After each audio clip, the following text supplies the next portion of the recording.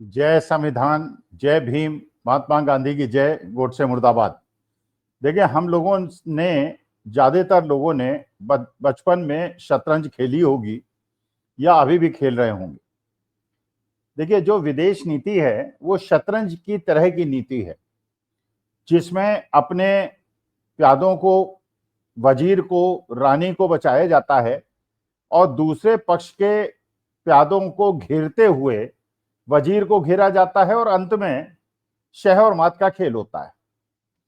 बिल्कुल उसी प्रकार से ये शतरंज का खेल है, चाहे वो देश की राजनीति हो, चाहे वो विदेश की नीति हो। एक बार राजीव गांधी एक बिलियर्ड्स के टूर्नामेंट का इनॉग्रेशन करने गए, तो जब उनसे पूछा कि बताइए राजनीति की तुलना आप किस चीज से करेंगे, तो उन्होंने कहा कि राजनीति की तुलना मैं बिलियर्ड से करूंगा, क्योंकि बिलियर्ड्स में आप जानते हैं, जो लोग खेले हैं, एक बॉल को आप हिट करते हैं, वो दूसरी बॉल पे लगती है और तीसरी बॉल पॉट होती है।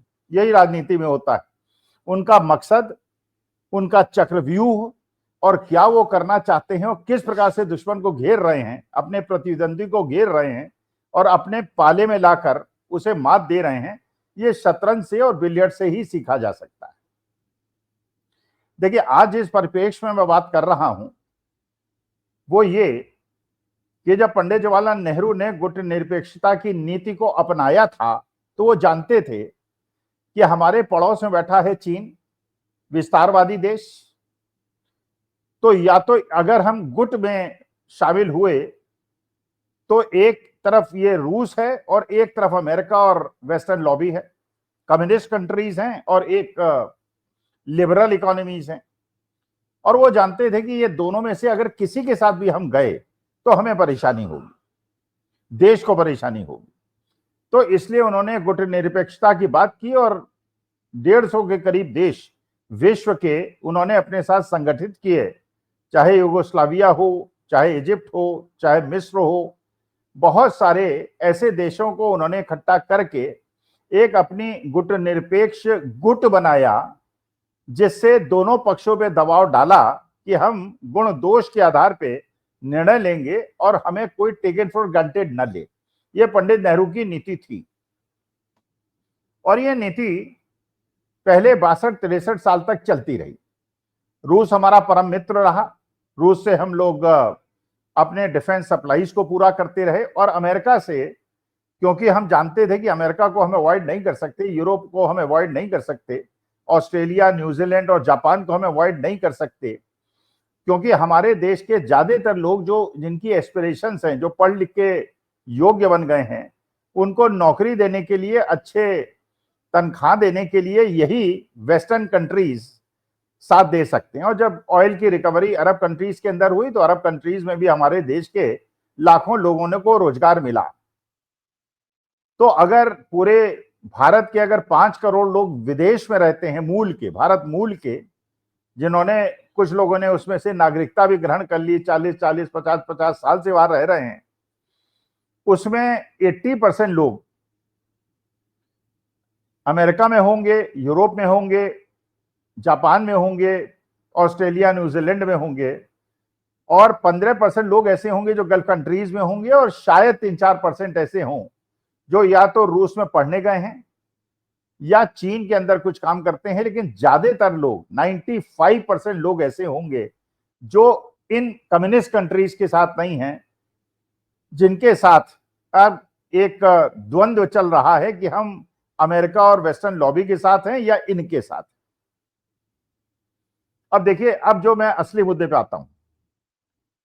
देखिए, यह हमारे गोदी मीडिया ने और हमारे विदेश नीति के कुछ सलाहकारों ने, विशेषज्ञों ने ये इंटरप्रिटेशन करना शुरू किया कि डोनाल्ड ट्रंप जब अमेरिका के राष्ट्रपति बने तो उन्होंने बड़े मूर्खतापूर्ण निर्णय लिए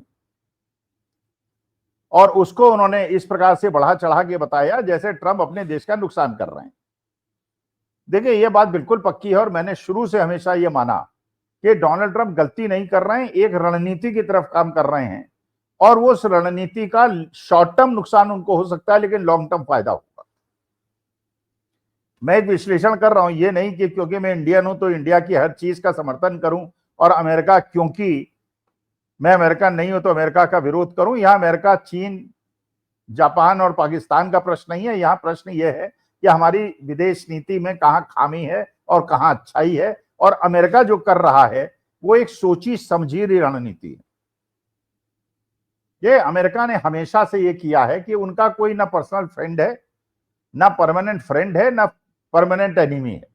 वो अपने देश के लिए जो उचित होता है वो करते हैं। और डोनाल्ड ट्रंप जो जीत के आए तो उन्होंने नारा ही ये दिया था, मेक अमेरिका ग्रेट अगेन मागा। तो वो हर मैसेज अपने वोटर्स को देना चाहते हैं कि भाई जो कुछ मैं कर रहा हूं अपने देशवासियों के लिए कर रहा हूं। जैसे हमारे देश के प्रधानमंत्री भी ये कहते हैं, बताते हैं कि जो कुछ कर रहे हैं हमारे भारतवासियों के लिए कर रहे हैं। तो अमेरिका के राष्ट्रपति डोनाल्ड ट्रंप ने आते ही जो रणनीति अपनाई, क्योंकि उनकी इकोनॉमी, मानी बात है कि अगर टोटल जीडीपी देख ली जाए अमेरिका की और जो उनकी टोटल डेट्स हैं उनको देख लिया जाए तो उनके डेट्स बहुत ज्यादा हैं, लोन बहुत ज्यादा हैं।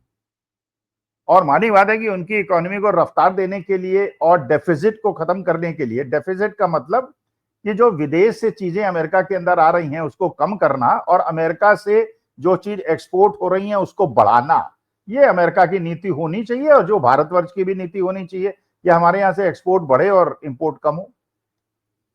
अच्छा, इसमें जो अमेरिकन नीतिकारियों ने समझा या डोनाल्ड ट्रंप ने समझा, उन्होंने समझा कि भाई एक तो जो अमेरिका से विदेश माल जाता है उसके अंदर दूसरे देश टैरिफ लगाते हैं, और जो दूसरे देशों से अमेरिका के अंदर माल आता है उसमें अमेरिका टैरिफ लगाता है। टैरिफ का मतलब इंपोर्ट ड्यूटी। तो उन्हें ऐसा लगा कि जो भारत से, पाकिस्तान से, बांग्लादेश से, चीन से माल आता है उसमें अमेरिका इंपोर्ट ड्यूटी कम लगाता है, जिसकी वजह से दूसरे देशों का माल अमेरिका के अंदर भरा रहता है। अच्छा, जब भरा रहता है तो अमेरिकन प्रोड्यूसर्स, मैन्युफैक्चरर्स को भी ये प्रेरणा नहीं मिलती कि अपने देश के अंदर माल बनाए, तो उनकी इंडस्ट्री भी सफर करती है और उनका डॉलर भी कमजोर होता है, क्योंकि इंपोर्ट बढ़ता है तो डॉलर कमजोर होता है और दूसरे देशों को फायदा होता है। उन्होंने समझा। उन्होंने ये भी समझा कि अमेरिका जब अपना माल एक्सपोर्ट करता है किसी भी देश को तो दूसरे देश इंपोर्ट ड्यूटी ज्यादा लगा देते हैं, जिससे अमेरिकन माल महंगा हो जाता है। अमेरिकन एक्सपोर्टर्स को फायदा नहीं होता, फायदा दूसरे देशों को होता है। और जिसकी वजह से उन्होंने एक रणनीति बनाई, उन्होंने आते ही एक बम फोड़ दिया टैरिफ का कि मैं हर देश के अंदर टैरिफ लगाऊंगा, या तो टैरिफ लगाऊंगा या ट्रेड डील कीजिए मुझसे।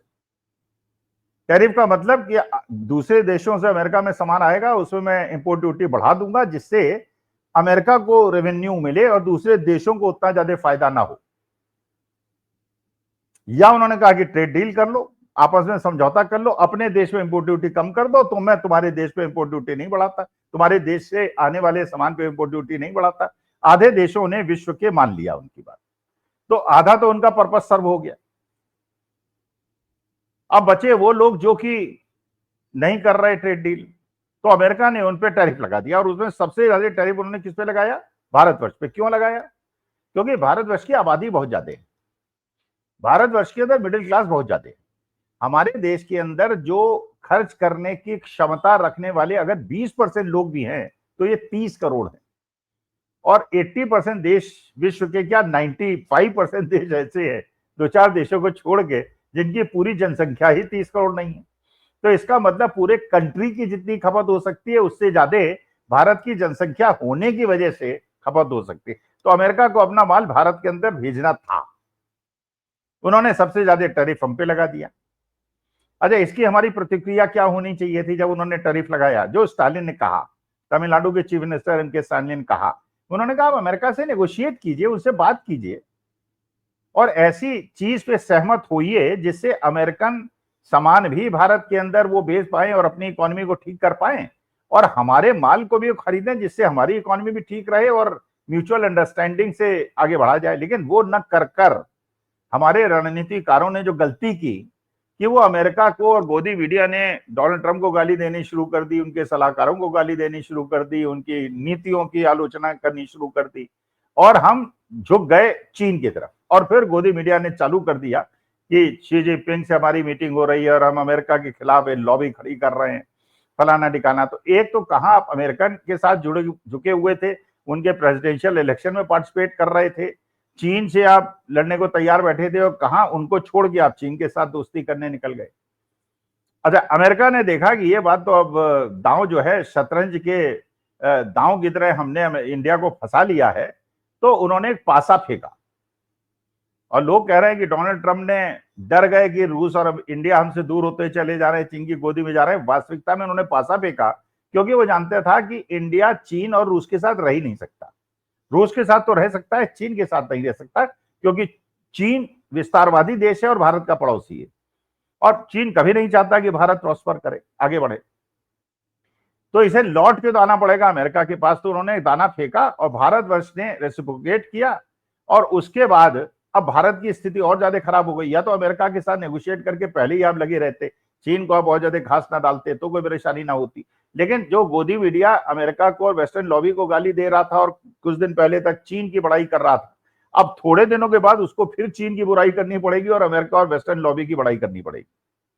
तो इस तरह से अंत में, क्योंकि आप जानते हैं आपके पास विकल्प नहीं है वेस्टर्न लॉबी के अलावा, अमेरिकन और यूरोप के अलावा कोई विकल्प नहीं है, क्योंकि आपके देश के लोग 85-90% लोग ऐसे हैं जो विदेश इन कंट्रीज में रहते हैं। और ऑस्ट्रेलिया के अंदर जैसे एंटी इंडिया सेंटिमेंट चल रहे हैं, न्यूजीलैंड के अंदर चल रहे हैं, और इस प्रकार से अगर हम चाइना के साथ बहुत ज्यादा झुक जाएंगे तो ये सारे कंट्रीज के अंदर हमारे लोग जो वहां भारतीय मूल के रह रहे हैं, अगर उनको किसी प्रकार के विभेद का परेशानी करेंगे तो देश का नुकसान होगा।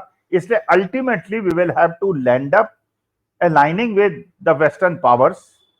और इसके लिए डोनाल्ड ट्रंप अपना जो मकसद था उसका कि अब हम चीन पे हम पे विश्वास नहीं करेगा, ब्रिक कंट्रीज पे हम भी विश्वास नहीं करेंगे, और अंत में हम नेगोशिएटिंग टेबल पर डोनाल्ड ट्रंप जो पहले नहीं करा पाता अब कर पाएगा। ऐसा मेरा विश्लेषण है। होगा नहीं होगा I don't know. I am a Indian, I am a well wisher of India, India is my motherland. मैं केवल एक विश्लेषक के रूप में एक विश्लेषण कर रहा हूं कि इस प्रकार से जो डिंग डोंग होता है, कभी इधर हो गए कभी उधर हो गए, ये विदेश नीति में और राजनीति में उचित नहीं होता। आप अपने दूरगामी प्रभाव अपने देश के अंदर उसके एडवांटेज डिसएडवांटेज देखकर आपको चीन पे भरोसा नहीं करना चाहिए था। और यही गोदी मीडिया अब 2-4 दिन के अंदर देखिए फिर चीन को गाली देगा और डोनाल्ड ट्रंप की बड़ाई करेगा। तो इस प्रकार के फ्लिप फ्लॉप जो हैं वो किसी के लिए उचित नहीं है। यही मेरे इस विश्लेषण का सार है। नमस्कार, धन्यवाद और प्रणाम।